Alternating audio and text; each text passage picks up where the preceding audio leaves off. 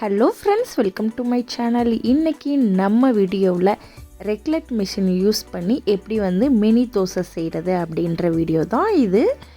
So first நீங்கள் ரெக்லெட் machine எடுத்துக்கோங்க. இப்போ அதில் கிரில் ட்ரே கொடுத்துருப்பாங்க. இன்னொன்று இந்த ட்ரே கொடுத்துருப்பாங்க, பேன்கேக் ட்ரே.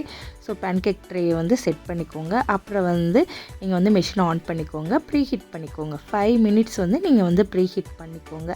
அதுக்கப்புறம் நீங்கள் எண்ணெய் எல்லா இதுலேயுமே நீங்கள் அப்ளை பண்ணிக்கோங்க.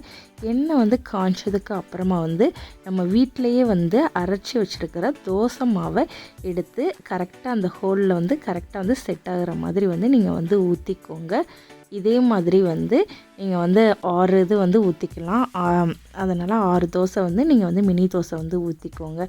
ஸோ நீங்கள் இதில் மட்டும்தான் மினி தோசை ஊற்றணுன்னு அவசியம் இல்லை. தனியாக உங்களுக்கு பேன் கேக்குக்குன்னே தனியாக பேன் கூட விற்கிது. ஸோ நீங்கள் அந்த மாதிரி வாங்கி வச்சிட்டிங்கன்னா சிம்பிளாக இந்த மாதிரி நீங்கள் மினி தோசை ஊற்றி கொடுத்துக்கலாம். நம்ம பெரிய தோசையை ஒன்று ஊற்றுறதுக்கு இந்த மாதிரி நீங்கள் மினி தோசை ஊற்றுனீங்கன்னா ஒரே நேரத்தில் 6 மினி தோசை ரெடி ஆயிரும்.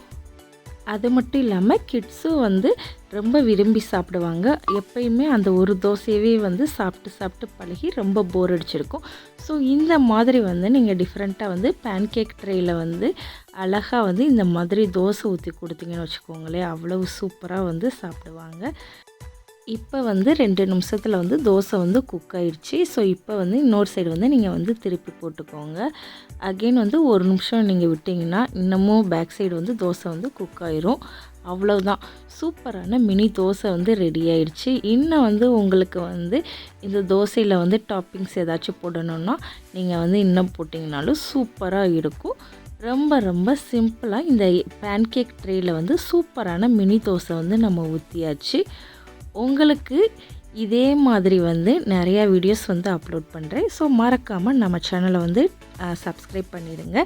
இப்போ இந்த ரெக்லெட் மிஷினில் நான் உங்களுக்காக ஏற்கனவே ஓப்பன் பாக்ஸ் பண்ணி வீடியோ அப்லோட் பண்ணியிருக்கேன். ஸோ நீங்கள் அதை பார்க்கலாட்டினா மறக்காமல் அதையும் பார்த்துருங்க. அதுக்கப்புறமா உங்களுக்காகவே சிக்கனை எப்படி கிரில் பண்ணுறது இந்த மிஷின்லன்னு வீடியோ போட்டிருக்கேன். ஸோ அதையும் நீங்கள் மறந்துடாமல் பார்த்துக்கோங்க. உங்களுக்கு என்னோடய வீடியோ பிடிச்சிருந்துச்சுன்னா மறக்காமல் நம்ம சேனலை சப்ஸ்கிரைப் பண்ணிடுங்க. அவ்வளோதான், தோசை குக் ஆகிடுச்சு. நீங்கள் எடுத்துக்கலாம். அதுக்கப்புறம் சூடாக சாம்பார் வச்சு நீங்கள் இந்த தோசையை தொட்டு சாப்பிட்டீங்கன்னா ரொம்ப ரொம்ப சூப்பராக இருக்கும். ஓகே, பாய். நெக்ஸ்ட் வீடியோவில் பார்க்கலாம்.